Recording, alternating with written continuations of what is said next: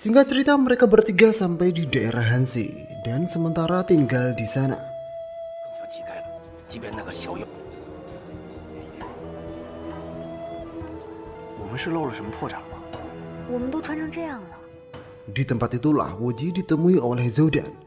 Zoudan kemudian memberitahukan perkembangan pertempuran di berbagai tempat. Untuk saat ini sekte Ming berhasil menduduki daerah-daerah penting di daratan tengah. Akan tetapi ada berita buruk, yaitu Zhu Yuanzhang selaku komandan pasukan telah ditangkap oleh musuh dan dicurigai sekte pengemis berhubungan dengan kekaisaran Yuan. Saat Wuji dan Zoudan bertemu, di lain sisi Chen Yulang dan kelompoknya berhasil membawa Zero. Di tempat lain, menghilangnya Zero membuat King Su tak tenang. Dia kemudian mencoba pergi mencari Zero, sampai dia tiba juga di daerah Hansi. Di sana, dia bertemu dengan Chen Yulang. Karena Chen Yulang tahu bahwa King Su ada perasaan terhadap Zero, Chen Yulang kemudian memanfaatkan itu. Lalu Chen Yulang mengajak King Su untuk bergabung dengan sekte pengemis. Jika King Su mau, Chen Yulang akan segera mempertemukan King Su dengan Zero. Dan benar saja, kemudian King Su memang dipertemukan dengan Zero. 我们走。丧尸哥，破断。那今天咱们就先到这儿。我给你们二人直接。 Di sana, King Su mulai berterus terang bahwa dia sangat mencintai Zero. Akan tetapi Zero berkata bahwa dia sudah bertunangan dengan Wuji, yang membuat King Su sangat kecewa sampai dia gelap mata dan ingin memperkosa Zero. Di saat itulah pendekar ketujuh bernama Mo Senggu datang. Diketahui setelah King Su mencari Zero, Mo Senggu kemudian mencari keberadaan King Su. Sungguh terkejutnya Mo Senggu bahwa King Su benar-benar berani berbuat kotor yang sangat merusak moral. Mo Senggu saat itu ingin membunuh King Su karena perbuatan King Su sudah seperti binatang yang merusak martabat sekte Wuda. Akan tetapi kemudian Chen Yulang datang dan membuat Mo Senggu dilumpuhkan. Dalam keadaan sekarat, Mo Senggu mencoba lari, tapi naas, Mo Senggu sudah tak bisa kemana-mana lagi. 我看你受伤不轻，何不跟我二人一起回丐帮？何乐为改？接受还想掩盖你自己的过错。接受。 Sehingga Mo Senggu dibunuh oleh Chen Yulang dan King Su. Itu dilakukan agar kebusukan King Su tak sampai ke pihak Wudang. Di tempat lain, setelah Wuji bertemu dengan Zoudan, Wuji segera menyelidiki sekte pengemis. Di sana, Wuji tak menyangka kini King Su menjadi pengkhianat dan bergabung dengan sekte pengemis. Rencana sekte pengemis adalah menyuruh King Su untuk meracuni Zhang Sanfeng. Dengan itu sekte pengemis akan dapat mengalahkan sekte Wudang. Dan selanjutnya membuat Zhang Wuji serta sekte Ming tunduk pada sekte pengemis dan kekaisaran Yuan.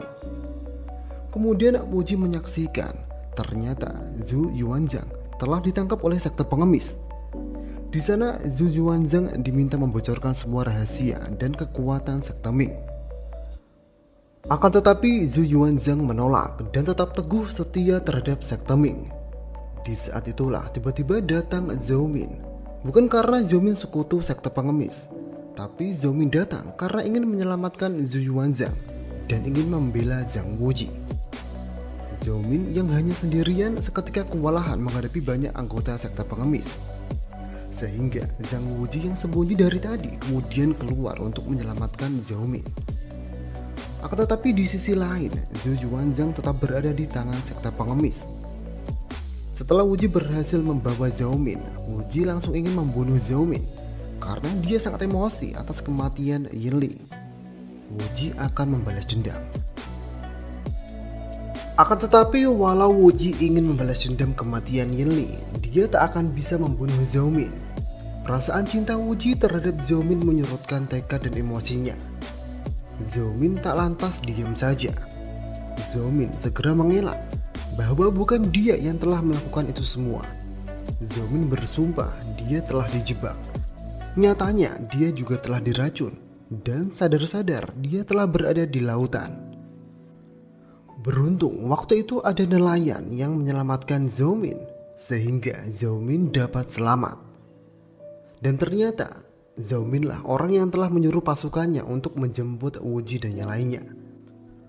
Setelah mendengar itu, Wu Ji meminta maaf kepada Zhao Min karena telah terburu-buru menuduh Zhao Min. Di lain sisi, Wu Ji juga merasa senang jika bukan Zhao Min lah pelakunya. Di tempat lain, setelah Mu Shenggu tak kunjung kembali, keempat pendekar wudang lainnya segera mencari Mu Shenggu.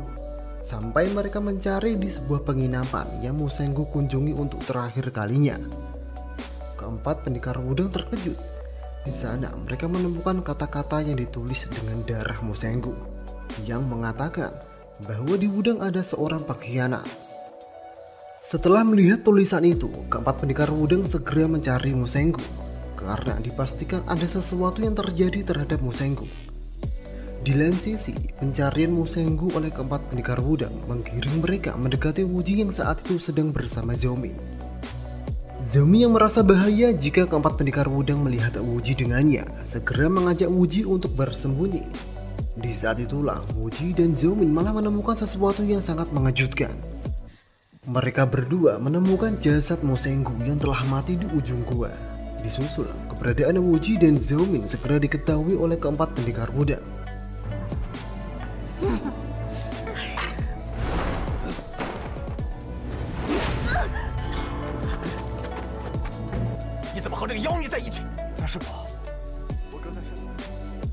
Saat keempat pendekar wudang mengetahui bahwa Mu Shenggu telah mati, seketika mereka berempat langsung menuduh Zhao Min lah pelakunya. Akan tetapi Wu Ji yang ada di sana tak lantas diam saja. Wu Ji segera membela Zhao Min dan menjelaskan yang sebenarnya terjadi. Emosi keempat pendekar wudang menjadikan mereka tak bisa berpikir jernih. Mereka berempat malah sekalian menuduh Wu Ji ikut dalam aksi pembunuhan Mu Shenggu. Sehingga untuk menggantikan keempat pamannya, Wu Ji terpaksa menotok mereka untuk membuat mereka berempat berhenti. Di saat itulah tiba-tiba terlihat King Su dan Chen Yulang melintas. Merasa ada yang tak wajar, Zhao Min menyuruh Wu Ji untuk menggantikan King Su. Di saat itulah keempat pendekar wudang dibuat terkejut dan langsung tercengang histeris. Bahwasanya yang telah membunuh Mu Shenggu adalah Chen Yulang bersama King Su. Di sana terlihat King Su disuruh Chen Yulang untuk meracuni Zhang Sanfeng. Jika King Su tak mau, Zero akan celaka.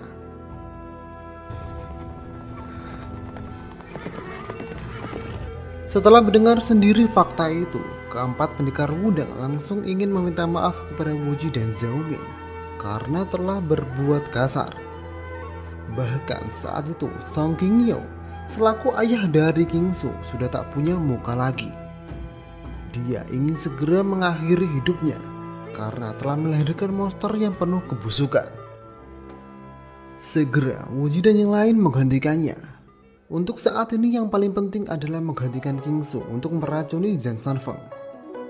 Setelah itu keempat pendekar wudang segera kembali ke wudang untuk menggantikan rencana Chen Yulang dan King Su. Sementara itu Wu Ji akan mencari Sisu dan Zero terlebih dahulu. Sebelum itu Wu Ji mengucapkan selamat tinggal kepada Zhao Min. Wu Ji memberitahukan kepada Zhao Min bahwasanya dia akan segera menikah dengan Zero. Walau perasaan mereka berdua sama-sama kuat, tapi Wu Ji merasa dirinya dan Zhao Min tak bisa bersatu. Wu Ji tak bisa menghadapi jika suatu hari nanti dia bersama dengan Zhao Min. Di sisi lain, dia harus saling bunuh dengan kakak dan ayah Zhao Min. Dengan berat hati, Wu Ji melepaskan genggaman hangat Zhao Min. Setelah Zhao Min berpisah dengan Wu Ji, Zhao Min mendedikasikan hidupnya di kuil Buddha, menyingkir dari dunia politik dan persilatan. Sementara itu Wu Ji kembali bertemu dengan Zhao Dan. Di sana ternyata Zhu Juanzhang telah diselamatkan. Setelah itu walau masih dalam keadaan terluka, Zhu Juanzhang kembali ke medan perang karena dia adalah komandannya. Beralih ke rencana King Su yang ingin meracuni Zhang Sanfeng. Kini King Su sudah sampai di wudang dan bertemu dengan Zhang Sanfeng. Sekilas semuanya berjalan lancar dan Zhang Sanfeng tak menyadari rencana busuk King Su. Akan tetapi, entah ada ilham apa yang datang kepada Kingsu. Dia kemudian membuang racun itu dan berlutut meminta maaf kepada Zhang Sanfeng karena ingin meracuninya. Di saat yang bersamaan kemudian keempat pendekar Wudang datang. Song Qingyu sebagai ayahnya ingin segera membunuh Kingsu saat itu juga. Akan tetapi saat itu Zhang Sanfeng menggantikannya. Kemudian walau Song Qingyu tak jadi membunuh Kingsu, dia masih belum bisa memaafkan kebusukan Kingsu. Dan demi membersihkan reputasi sekte Wudang, Song Qingyu kemudian mengusir Kingsu dari Wudang untuk selamanya.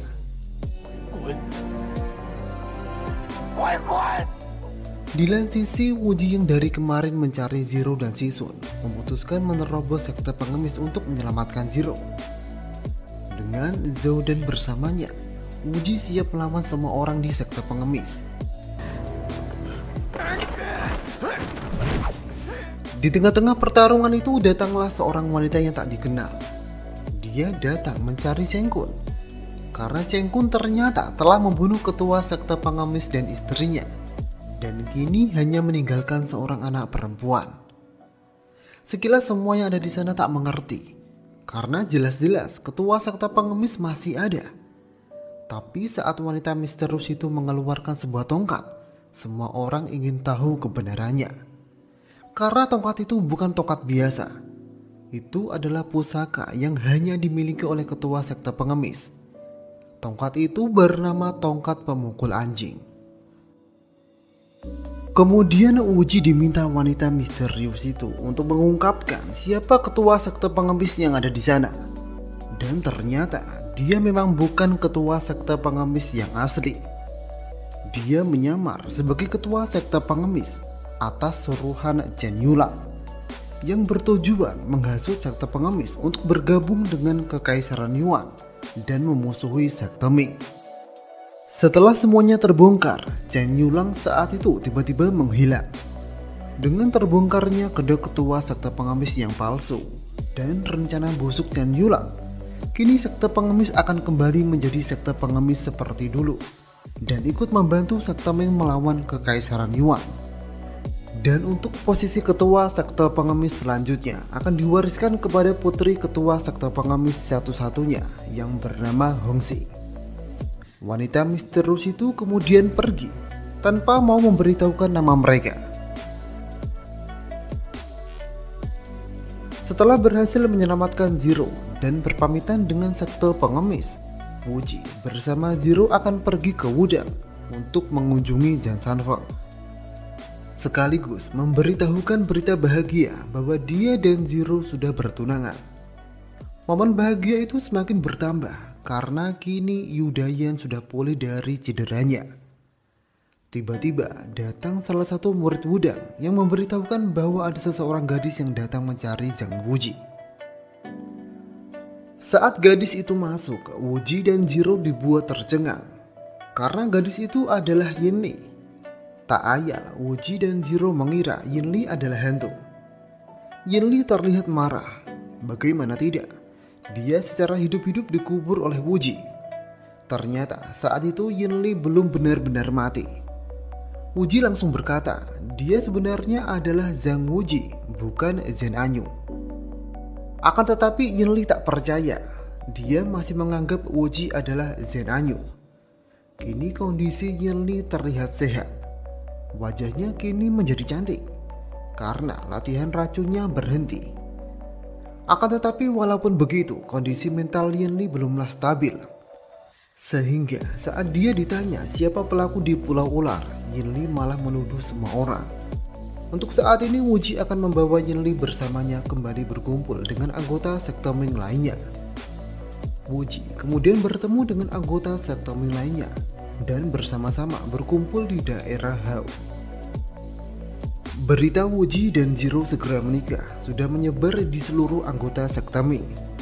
Saat itu Zero sangat bahagia bisa bertunangan dengan Wuji. Akan tetapi dia selalu ingat janjinya dengan Miju untuk membangun penjajahan Eme dengan membunuh Wuji. Di tempat lain, Zhao Min mendapati kabar bahwa pasukan Kekaisaran Yuan telah menangkap orang yang penting bagi sekte Ming. Zhao Min yang mengira bahwa itu adalah Zhang Wuji segera pergi untuk menyelamatkannya. Akan tetapi saat Zhao Min sampai di sana, bukan Wuji yang akan dieksekusi, melainkan Zhu Yuanzhang. Diketahui setelah Zhu Yuanzhang kembali ke medan perang, dia kembali tertangkap. Naasnya, saat itu Zhao Min tertangkap basah oleh tentara Yuan, sehingga dia dianggap sebagai pengkhianat dan akan dijatuhi hukuman mati.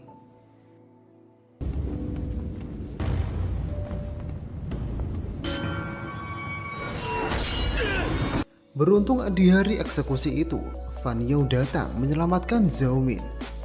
Kemudian Fan Yao membawa Zhao Min ke daerah Hao, tempat sekte Ming berkumpul. Kemudian dalam rapat petinggi sekte Ming, Fan Yao kemudian mengatakan rencananya bahwa sekte Ming bisa memanfaatkan Zhao Min untuk melengsarkan Kekaisaran Yuan. Akan tetapi saat itu Wuji terlihat enggan. Dia tak mau melakukan tindakan kotor itu. Di sisi lain, Zhu Yuanzhang yang selama tidak setuju jika Kaisar dinasti Yuan dibunuh sekarang. Karena dengan adanya sosok kaisar yang busuk dan kotor, sekte Ming akan dapat dukungan lebih dari rakyat untuk melawan ketidakadilan. Beralih ke Zhao Min yang ada di sana, mengetahui bahwa Yin Li masih hidup, Zhao Min ingin segera menemuinya dan ingin menanyakan siapa pelaku di Pulau Ular tempo hari. Akan tetapi, saat Zhao Min bertemu dengan Yin Li masih sama dengan kondisi gilanya, sehingga tak ada informasi apapun. Di saat itulah sebuah cincin jatuh. Itu adalah cincin Zero yang pernah diberikan oleh Miju sebagai tanda menjadi ketua sekte Ime selanjutnya. Saat mendengar suara cincin itu jatuh, Zhao Min segera teringat bahwa pelakunya adalah pemilik cincin itu.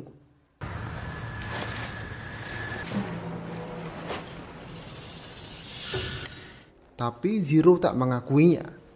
Seketika terjadi perdebatan antara Zero dan Zhao Min. Sampai akhirnya Wuji datang dan menenangkan mereka berdua. Di saat yang bersamaan Elang Putih dan Yan Wang datang, sehingga Wuji meminta Fan Yao untuk mengamankan Zhao Min. Setelah kedatangan Zhao Min, hubungan Wuji dan Zero diambang kegagalan. Pernah suatu ketika Wuji bertemu dengan Zhao Min. Seperti biasa, Zhao Min yang pintar dan tak naif selalu menasihati Wuji yang terlalu polos agar selalu hati-hati. Di saat itulah Zero melihat pertemuan mereka berdua, yang membuat Zero mengancam ingin bunuh diri. Beruntung Zero masih hidup. Di saat semua orang gempar dan cemas atas keadaan Zero, hanya Zhao Min lah yang menganggap bahwa Zero sedang berpura-pura untuk mendapatkan simpati Wuji dan yang lainnya. Dengan adanya peristiwa itu, Wuji didesak untuk segera mengadakan pesta pernikahan dengan Zero. Berita Wuji dan Zero yang akan segera menikah menyebar dengan cepat. Bahkan berita itu sampai pada telinga Kinsu. Setelah melewati berbagai persiapan, akhirnya hari pernikahan itu pun tiba. Dengan disaksikan banyak perwakilan dari sekte lainnya, Wuji dan Zero akan menjadi suami istri. Akan tetapi di tengah-tengah acara itu, Zhao Min datang dan kemudian menagih janji Wuji yang kedua. Zhao Min ingin Wuji membatalkan pernikahan dengan Zero. Sekilas Wuji menolak, karena itu suatu hal yang sangat tak mungkin. Akan tetapi Wuji seketika berubah saat Zhao Min menunjukkan sebuah rambut emas. Ya, rambut itu adalah milik Sisun. Dengan berat hati, Wuji meminta maaf kepada semuanya, terutama Zero, bahwa dia harus pergi bersama Zhao Min. Untuk pernikahan akan dilanjutkan nanti jika Zero masih menginginkannya. Zero yang emosi ingin langsung menyerang Zhao Min. Saat itu Zero memperlihatkan sebuah kungfu yang sangat aneh, yang membuat banyak orang bertanya-tanya dari mana asal kungfu itu. Zero yang merasa dipermalukan di depan semua orang merasa malu dan mengutuk perbuatan Wuji dengan Zhao Min dan tak akan melanjutkan pernikahan.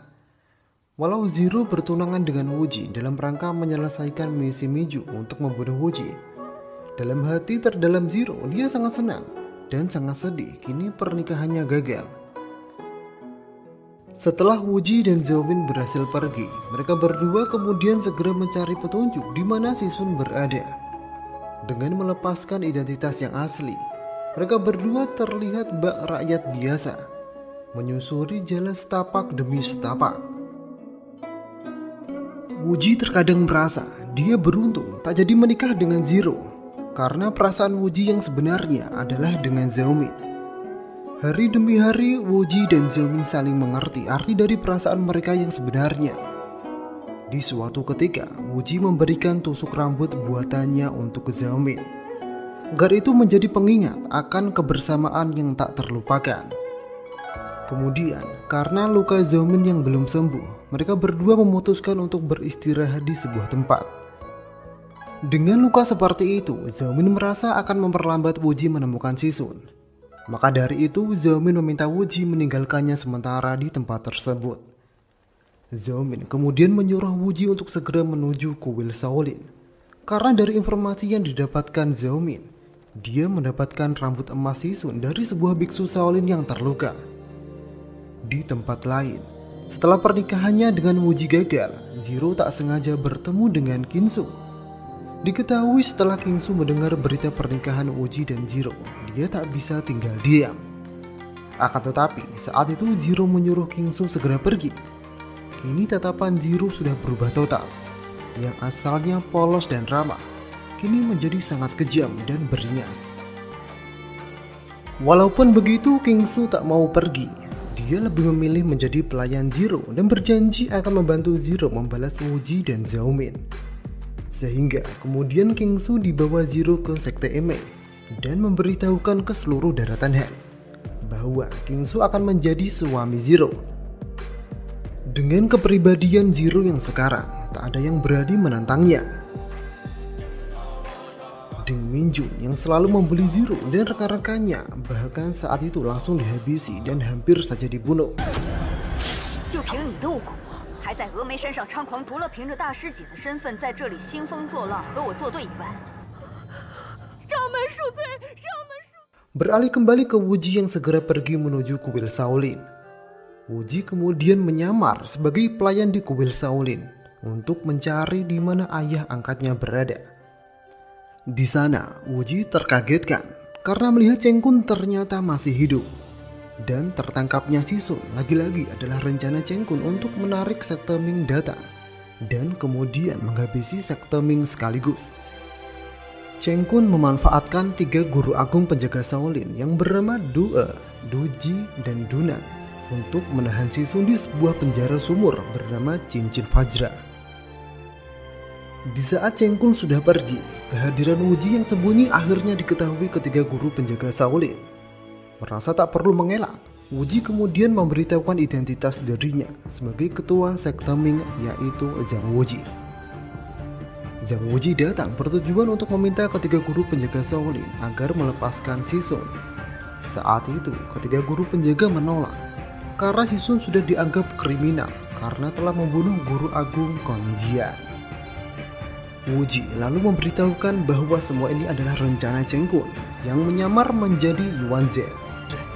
又是空剑神色，身冲出来当面对质，难道想杀？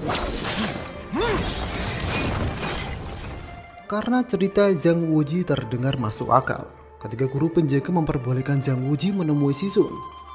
Akan tetapi mereka belum bisa melepaskan Sisun. Di saat Wuji dan Sisun bertemu, Sisun mengatakan kepada Wuji bahwa Sisun tak mau pergi dari Cincin Fajra. Setelah Sisun ditahan di sana, Sisun selalu ikut mendengar lantunan biksu Shaolin, sehingga dia ingin menjadi biksu Shaolin, menenangkan emosinya dan bertaubat atas kesalahan masa lalu.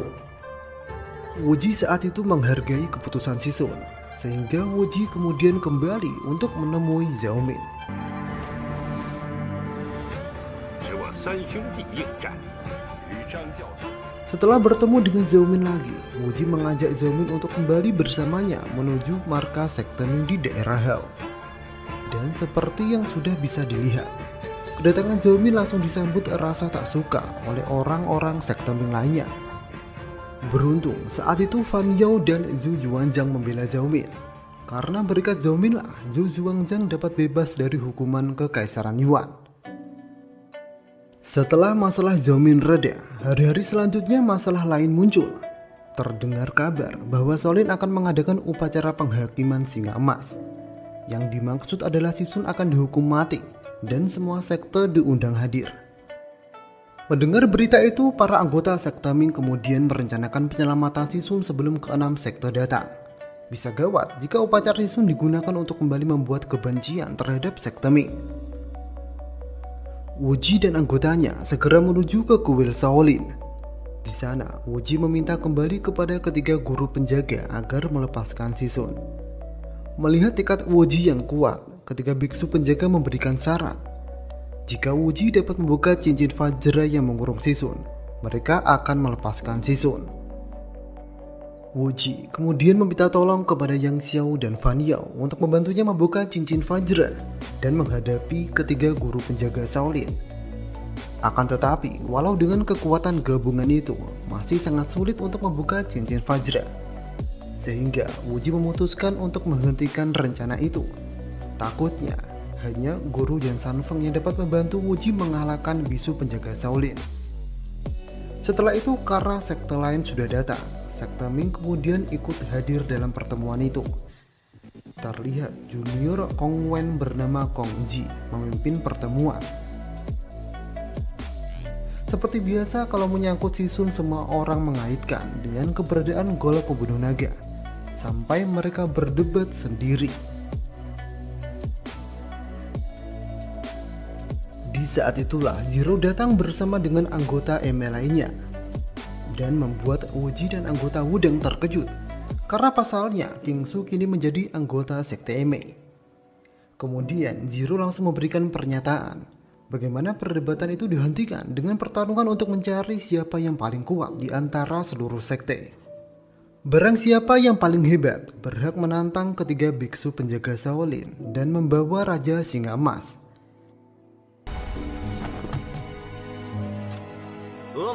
Terlihat yang pertama maju adalah King Su. Dengan kungfu aneh mirip milik Zero, King Su berhasil mengalahkan banyak perwakilan dari berbagai sekte.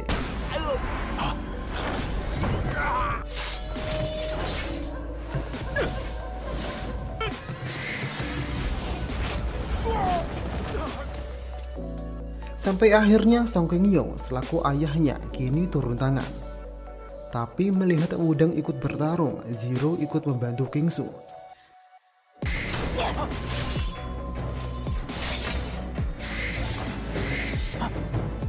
Dalam pertarungan itu King Su terluka karena menyelamatkan ayahnya dari serangan Zero.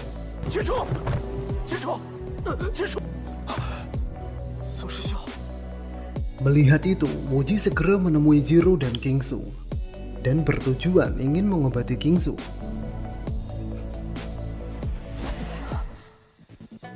Di saat itu, setelah dipaksa Wu Ji, Zero akhirnya memberikan pengakuan yang mengejutkan bahwa dialah pelaku peristiwa di Pulau Ular waktu itu.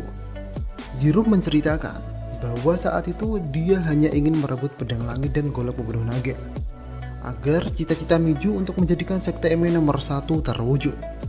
Akan tetapi, pada malam itu Yinli bangun dan melihatnya, sehingga dia tak sengaja melukai Yinli, bukan maksud membunuhnya.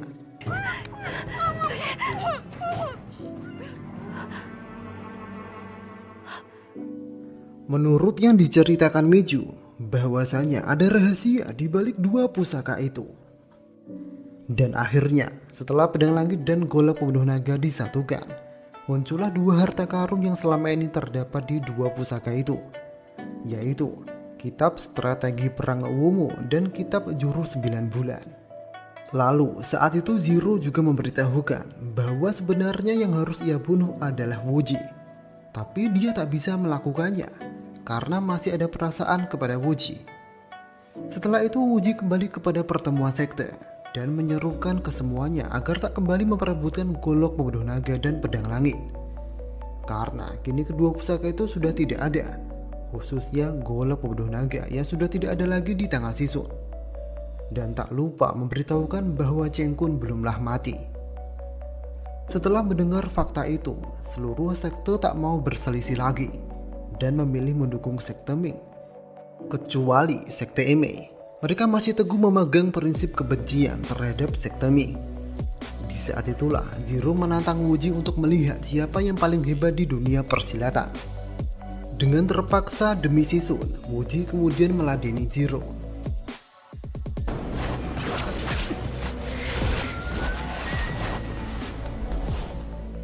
Sekilas Wuji unggul jauh dari Zero, sampai kondisi berbalik saat Wuji menolong Zero yang terkena serangan Wuji.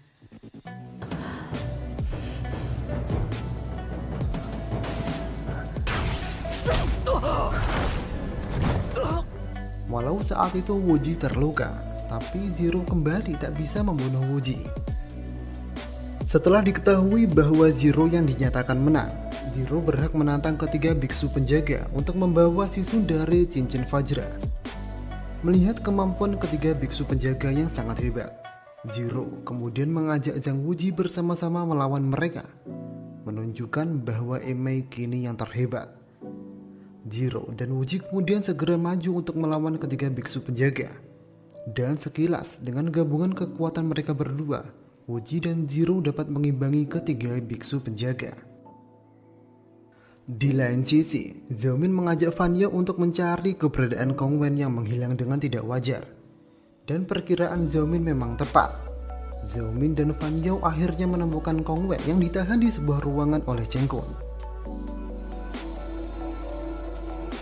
元真扣减方正。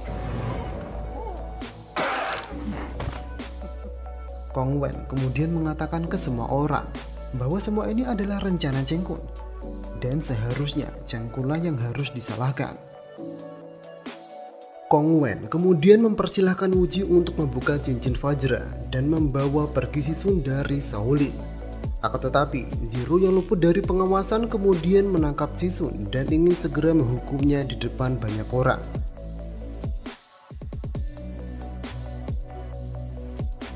Di saat itulah muncul kembali seorang wanita misterius yang menggantikan Zero. Wanita itu menyebut dirinya wanita selendang kuning dari pegunungan pendekar Raja Wali. Wanita itu datang untuk membalas kebaikan Wuji dalam menolong Hongxi dan sekte pengemis. Di lain sisi, Sisun terlihat sudah bertobat. Setelah kondisi Sisun sudah aman, wanita itu kemudian pergi. Di saat itulah terlihat seorang biksu yang mencurigakan di tengah-tengah banyak orang, sehingga Wuji kemudian menggantikannya. Tak disangka, biksu itu adalah Chen Kun yang sedang menyamar. Munculnya Chen Kun membuat Sisun bergejolak ingin membalas dendam. Biarlah dendam itu diakhiri dengan pertarungan Sisun dan Chen Kun. Segera, pertarungan Sisun dan Chen Kun kemudian berlangsung tanpa ada yang ikut campur.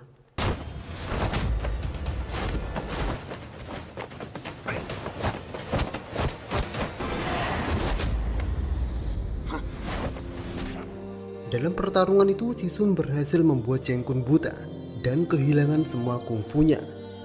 Setelah merasa sudah membalas dendam, Sisun kemudian menghilangkan kungfunya sendiri dan berkata bahwa dia sudah mengembalikan apa yang sudah diajarkan Chen Kun kepadanya. Kini Sisun berharap tidak ada kebencian lagi antara dirinya dan Chen Kun. Kemudian Sisun berlutut kepada seluruh sekte dan meminta untuk segera dihukum atas segala kesalahan di masa lalu. Dia akan sangat rela bila dosa-dosanya bisa dimaafkan dengan cara itu. Akan tetapi, seluruh sekte menunjukkan sesuatu yang sangat mengejutkan. Mereka mulai memaafkan Sisun karena melihat tekad Sisun untuk bertobat sangat kuat. Setelah masalah Sisun usai, tiba-tiba ada berita yang sangat gawat. Pasukan Kekaisaran Yuan yang berjumlah 20.000 orang dan dipimpin Ruyan Wang kini bergerak mengepung Gunung Shaolin. Ternyata rencana Chen Kun yang sebenarnya adalah membasmi seluruh sekte sekaligus di Gunung Shaolin. Berita itu sendiri langsung memojokkan Zhao Min yang ada di sana. Seluruh sekte seketika beranggapan bahwa Zhao Min lah mata-mata di balik ini semua. Mereka langsung ingin membunuh Zhao Min saat itu juga. Melihat itu, Wuji langsung membela Zhao Min. Akan tetapi seluruh sekte yang terlanjur benci kepada Zhao Min tak mau mendengarkan pembelaan Wuji. Di saat itulah Wuji dengan terpaksa mengusulkan agar Zhao Min ditahan untuk sementara waktu. Zhao Min bisa digunakan sebagai sandera jika situasi tak menguntungkan. Karena terdengar masuk akal, akhirnya seluruh sekte setuju. Di lain sisi, Zhao Min mengerti akan keadaan dan tahu bahwa Wuji terpaksa melakukan itu. Untuk menghalau serangan kekaisaran Yuan, Wuji kemudian memerintahkan Panji 5 elemen dan kelima pengembara untuk menahan pasukan Yuan di perbatasan. Selain itu, Wuji juga memerintahkan agar pasukan Yuan digiring ke area yang lain agar lebih mudah menyerangnya dan tak membuat kuil Shaolin hancur.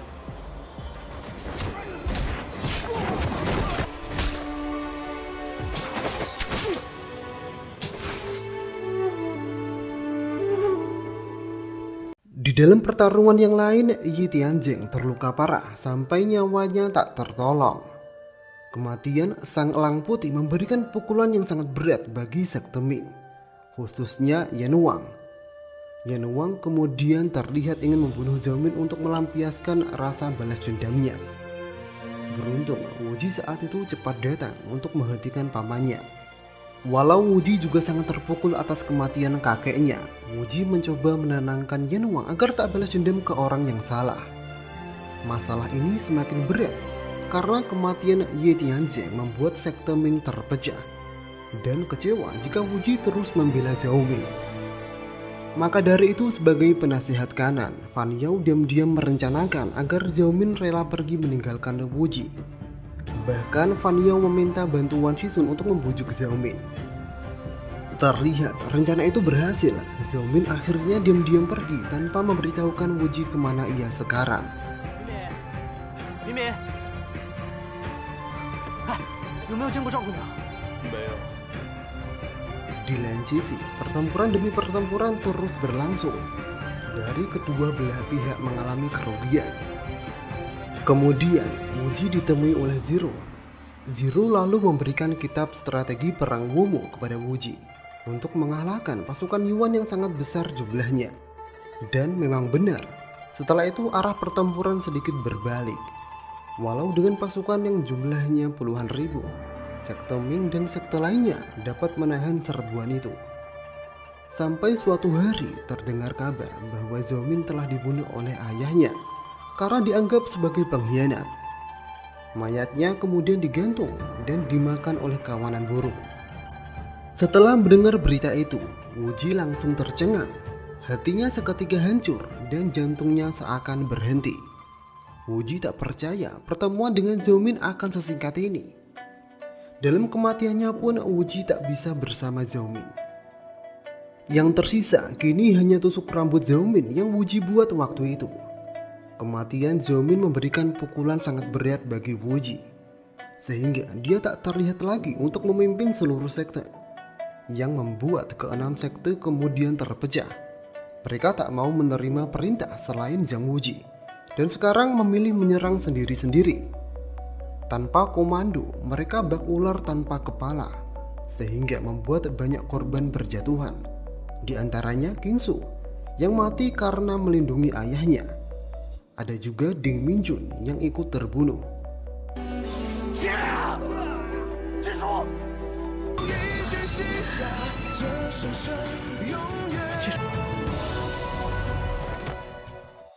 Di lain sisi, Raja Singa Emas yang ikut dalam perang tanpa kungfunya lagi akhirnya gugur dalam peperangan.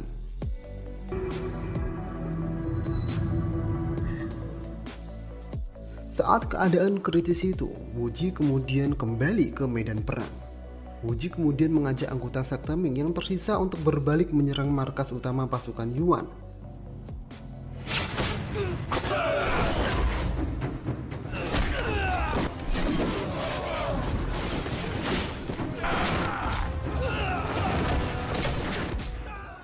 Sehingga pasukan Yuan seluruhnya mundur dari medan perang. Kemudian karena Zhou Yuanzhang ditunjuk sebagai komandan pasukan, Wuji kemudian memberikan buku perang Wumo kepada Zhou Yuanzhang. Setelah pasukan Yuan kalah dalam pertempuran di Gunung Shaolin, keenam sekte kemudian saling berpisah dan kembali ke sekte masing-masing untuk memulihkan diri. Di lain sisi, Setelah King Su mati, Zero kembali ke Zero yang dulu, polos dan bermurah hati. Zero seperti mengerti perasaan King Su selama ini, dan kini emosi dan dendam kepada Wuji juga akan dilupakan oleh Zero. Zero kemudian memberikan golok pembunuh naga dan pedang langit yang sudah patah kepada Wuji. Terserah mau diapakan kedua pusaka itu.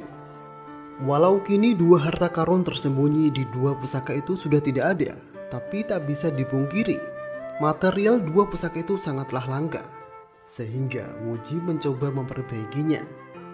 Dalam proses memperbaiki dua pusaka yang patah itu, para ahli besi kemudian mencobanya, tapi mereka menyerah karena selalu gagal. Sampai Wuji teringat rahasia cerita di balik kedua pusaka itu. Dulu, para ahli senjata dan ahli kungfu meneteskan darahnya demi membuat harta pusaka yang berharga. Maka dari itu, Wuji mencobanya. Kemudian, dengan darah para anggota sekte Ming, kedua pusaka itu akhirnya dapat diperbaiki seperti semula. Golok pembunuh naga akan dipegang oleh sekte Ming. Sementara itu pedang langit akan dikembalikan kepada sekte Eme, karena pedang itu adalah pedang leluhur mereka.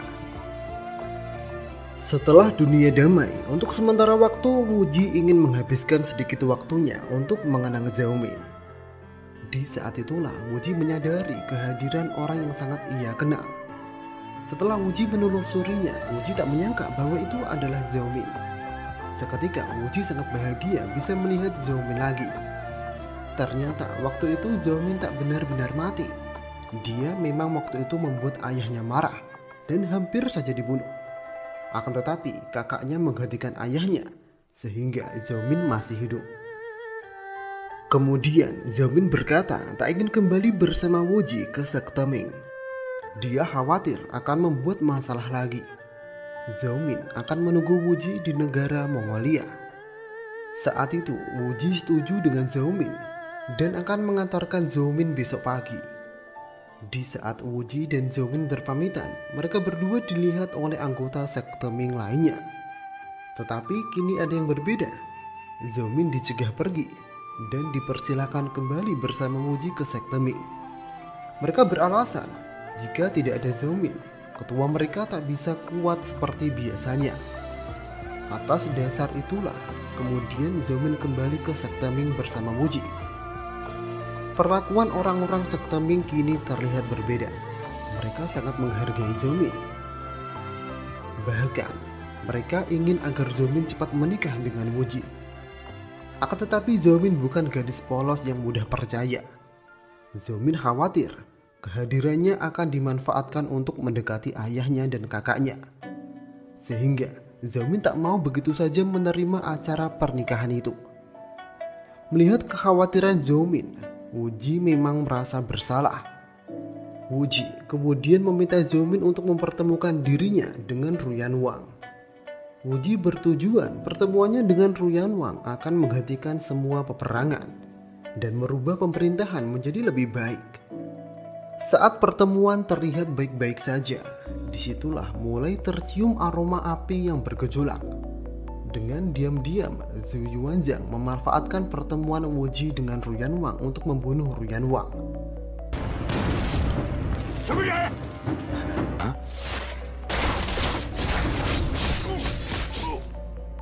Serangan yang begitu tiba-tiba itu, tak ada yang bisa menghentikan, bahkan Wuji sekalipun. Karena memang Wuji tak tahu bahwa anak buahnya telah merencanakannya. Setelah tragedi itu, Wuji sangat emosi. Bahkan itu pertama kalinya Wuji sangat marah. Pembunuhan yang kotor itu membuat nilai-nilai keadilan rusak. Para anggota sekte Ming yang melihat Wuji sangat marah, merelakan diri mereka untuk dibunuh. Zhu Yuanzhang beralasan, dalam kitab strategi perang Wumo, sebagai komandan perang, dia harus menumbangkan komandan perang musuh bagaimanapun caranya, agar benar-benar memutus tali perang selanjutnya. Zhu Yuanzhang siap dihukum atas kesalahannya. Walau rencana pembunuhan Ruyan Wang adalah rencana Zhu Yuanzhang, tapi kenyataannya para anggota sekte Ming tahu akan rencana itu, walau saat itu semuanya tak setuju.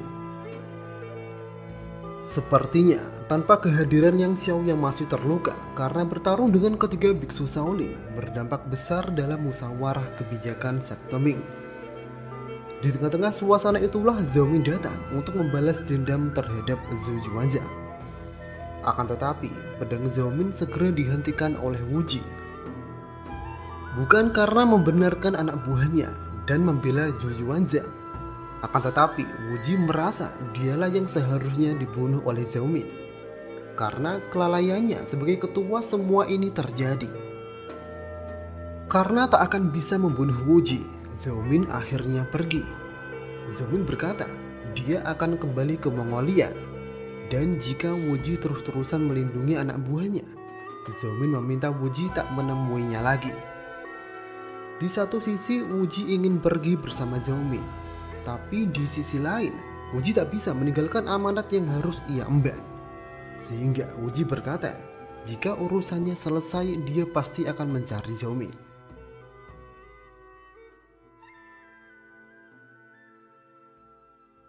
Setelah perpisahan dengan Zhao Min, Wu Ji kemudian menenangkan dirinya bersama Zhang Sanfeng dan mengatur kembali sekte Ming. Tak lama kemudian terdengar kabar setelah komandan perang tertinggi Ruyanwang terbunuh, sekte Ming memenangkan peperangan di berbagai daerah dan membuat Kaisar Dinasti Yuan melarikan diri ke Mongolia. Setelah kursi tahta kosong, para anggota sekte Ming meminta Wu Ji untuk menjadi kaisar, tak terkecuali Zhu Yuanzhang. Dengan ketenaran, kehebatan, dan kebijaksanaan Wu Ji, pasti tidak ada yang protes. Akan tetapi, kembali lagi Wu Ji menegaskan bahwa sekte Ming tak akan memanfaatkan situasi demi mengisi tahta. Sekte Ming akan tetap menjadi oposisi bagi pemerintahan yang semena-mena. Setelah Wu Ji dan sekte Ming meruntuhkan kekaisaran Yuan, Wu Ji kemudian menemui Zhao Min.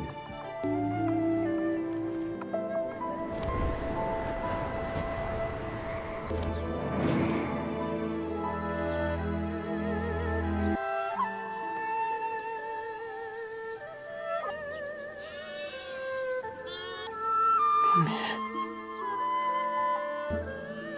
是你吗？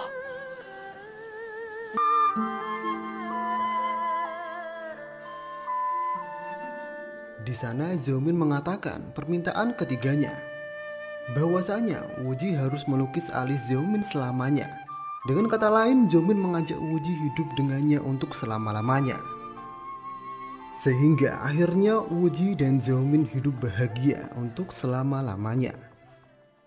Berbicara tentang nasib daratan Han setelah kursi pemerintahan kosong, Zhu Yuanzhang kemudian keluar dari sekte Ming dan membuat kelompok sendiri.